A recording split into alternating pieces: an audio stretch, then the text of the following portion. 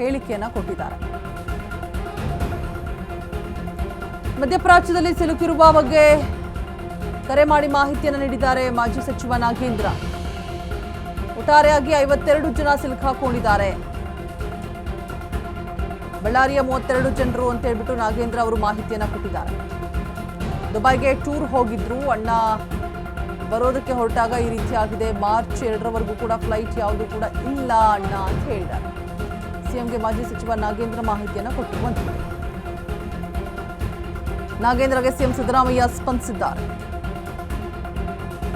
ಮಧ್ಯಪ್ರಾಚ್ಯದಲ್ಲಿ ಸಿಲುಕಿರುವವರ ಬಗ್ಗೆ ಸಿಎಂಗೆ ನಾಗೇಂದ್ರ ಮಾಹಿತಿಯನ್ನು ಕೊಟ್ಟಿರುವಂಥದ್ದು. ಕರೆ ಮಾಡಿ ಮಾಹಿತಿಯನ್ನು ನೀಡಿದ್ದಾರೆ ಮಾಜಿ ಸಚಿವ ನಾಗೇಂದ್ರ. ಬಳ್ಳಾರಿ ಮೂಲದವರು ಕೂಡ ಸಿಲುಕಾಕೊಂಡಿದ್ದಾರೆ. ಒಟ್ಟಾರೆಯಾಗಿ 52 ಜನ ಅಂತ ಹೇಳಲಾಗ್ತಾ ಇದೆ. ಬಳ್ಳಾರಿಯ 32 ಜನರು. ಮಾರ್ಚ್ 3ರವರೆಗೂ ಕೂಡ ಯಾವುದೇ ಟ್ರೈನ್ ಇಲ್ಲ. ದುಬೈಗೆ ಟೂರ್ ಹೋಗಿದ್ರು, ಬರೋದಕ್ಕೆ ಹೊರಟಾಗ ಈ ರೀತಿ ಆಗಿದೆ. ಸಿಎಂಗೆ ಮಾಜಿ ಸಚಿವ ನಾಗೇಂದ್ರ ಮಾಹಿತಿಯನ್ನ ಕೊಟ್ಟಿದ್ದಾರೆ. ಸಿಎಂ ಸಿದ್ದರಾಮಯ್ಯ ಸ್ಪಂದಿಸಿದ್ದಾರೆ ಕೂಡ.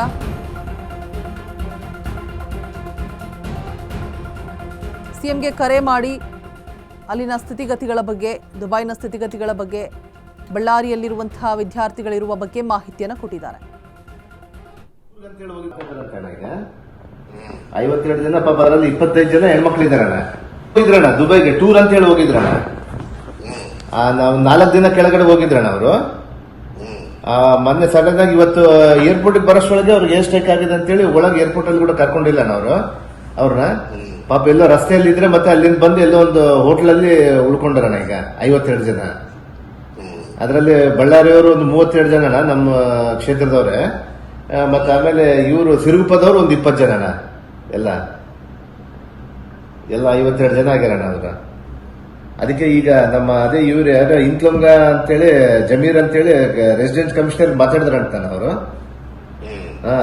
ಅವರು ಪಾಪ ನಮ್ಮ ಇವರೆಲ್ಲರೂ ಅಲ್ಲಿಗೆ ಹೋಗಿರೋರೆಲ್ಲರೂ ಸಿಎಂ ಸಾಹೇಬ್ರ ಗಮನಕ್ಕೆ ತಂದಿದೆ ಅಂತ ಹೇಳ್ದಣ ಅವಾಗ್ಲೇ ಆಲ್ರೆಡಿ ಅವ್ರಿಗೆ. ತಮ್ಮ ಗಮನ ಬಂದ್ ಮಾಡಿದ್ದೀರಣ್ಣ. ಎಲ್ಲ ಏರ್ಪೋರ್ಟ್ ಅಲ್ಲೇ ಬಂದ್ ಮಾಡಿಬಿಟ್ಟಿರಣ್ಣ ಮಾರ್ಚ್ 2ನೇ ತಾರೀಕುವರೆಗೆ. ಏರ್ ಸ್ಟ್ರೈಕ್ ಆಗಿದೆಣ್ಣ ಅಲ್ಲಿ. ಆಮೇಲೆ ನಮ್ಮ ಭರತ್ ರೆಡ್ಡಿನೂ ಅಲ್ಲೇ ಇದ್ದಾನಂತ. ಹೌದಣ್ಣ MLA ಅವ್ರು ಯಾರ್ಯಾರು ಹೋಗಿದ್ರೋ ಗೊತ್ತಿಲ್ಲಣ್ಣ. ಅವ್ರ ಫ್ಯಾಮಿಲಿ ಹೋಗಿದಾರ ಅಂತ ಹೇಳ್ತಾ ಇದ್ದ ನನಗೆ. ಬಟ್ ಇವ್ರು ಪಾಪ ಇವರೆಲ್ಲ ಹೋಗಿದ್ದವರು ಒಂದು 52 ಜನ ನಮ್ ಟೂರ್ಗ್ ಅಂತ ಹೇಳಿ ಹೋಗಿದಾರಣ್ಣ. ನಮ್ಮವರು ಪಾಪ ಎಲ್ಲ ರೈತರು ಇದಾರಣ್ಣ ಅವರು.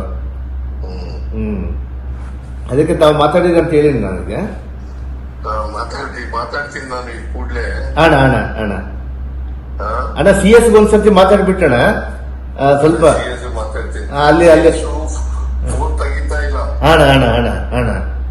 ಅದೇ ಅವ್ರು ಮುಂದೆ ಮಾತಾಡ್ಬಿಟ್ರೆ ನಮ್ಮ ಪಾಪ ಅಂಜು ಪರ್ವೇಜ್ ಮಾತಾಡ್ರಣ್ಣ. ಈಗ ಅವ್ರಿಗೆ ಮಾತಾಡಿ ಮತ್ತೆ ಅವರು ರೆಸಿಡೆಂಟ್ ಕಮಿಷನರ್ಗೂ ಮಾತಾಡಿ ನಾನು. ಅವ್ರ ಜಮೀರ್ ಅವ್ರಿಗೂ ಮಾತಾಡ್ದಣ್ಣ. ಈಗ ಡೆಲ್ಲಿಯಲ್ಲಿ ಅವರು ಹೇಳಿದ್ದಣ್ಣ 2ನೇ ತಾರೀಕುವರೆಗೆ ಏನ್ ಮಾಡಕ್ ಆಗಲ್ಲ, ಸ್ವಲ್ಪ ಹೆಂಗಾದ್ರು ಅವ್ರ ಇದು ಧೈರ್ಯವಾಗಿ ಇರ್ಲಿಕ್ಕೆ ಹೇಳಿ, ನಾವು ಇಂಡಿಯನ್ ಗವರ್ಮೆಂಟ್ ಇಂದ ಏನ್ ಬರುತ್ತೆ ಅವಾಗ ಮಾಡ್ಬೇಕಂತ ಹೇಳಿದ್ರಣ್ಣ ಅವರು.